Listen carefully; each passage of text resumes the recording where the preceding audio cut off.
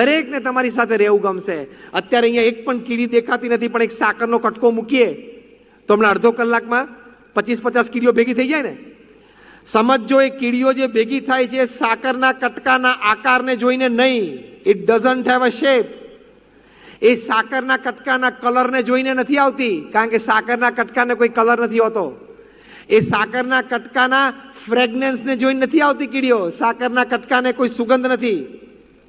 સાકરના કટકાને કોઈ આકાર નથી, કોઈ રંગ નથી અને કોઈ સુગંધ નથી. છતાં કીડીઓ તણાય છે એનું કારણ શું? કે એની પાસે ગળપણ છે અને એનાથી એ વિશેષ ગળપણ સિવાય કાંઈ નથી. ગળપણ છે અને ગળપણ સિવાય કાંઈ નથી. આ વાક્ય યાદ રાખજો.